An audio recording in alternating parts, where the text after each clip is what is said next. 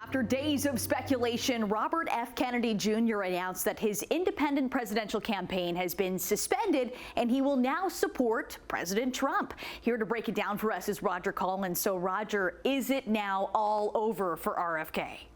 Nicole, while he is suspending his campaign, there is a catch, and it's a strategic one at that. RFK says he's removing his name from the ballot, but only in the key battleground states where he believes his bid for presidency would only help the Democrats win, something he does not want to see happen.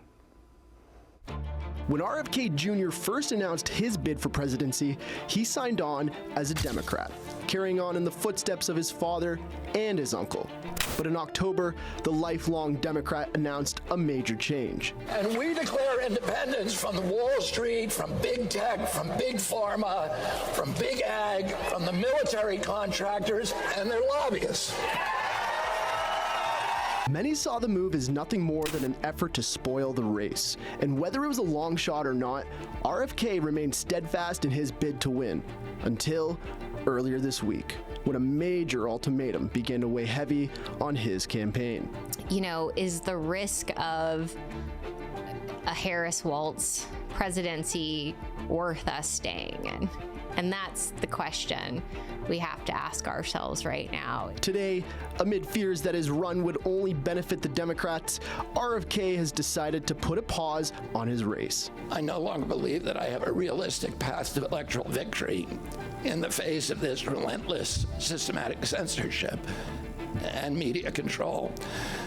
So I cannot in good conscience ask my staff and volunteers to keep working their long hours or ask my donors to keep giving when I cannot honestly tell them that I have a real path to the White House. Citing a system that's rigged and fueled by never-ending wars, the Independent says he's instead decided to put his support behind the Republican Party. We can assume that President Harris will be an enthusiastic advocate for this and other neocon military adventures. And President Trump says that he will reopen negotiations with President Putin and end the war overnight as soon as he becomes president. This alone would justify my support for his campaign. But that doesn't mean it's over for RFK Jr. Talk of Trump pulling RFK into his administration is continuing to stir up headlines. And when asked about the idea, Trump said this. I like him a lot. I respect him a lot. I probably would if something like that would happen. He's a very different kind of a guy, a very smart guy. Still to come, more from Trump on the endorsement. But in the meantime, we just had a very nice endorsement from RFK Jr., Bobby.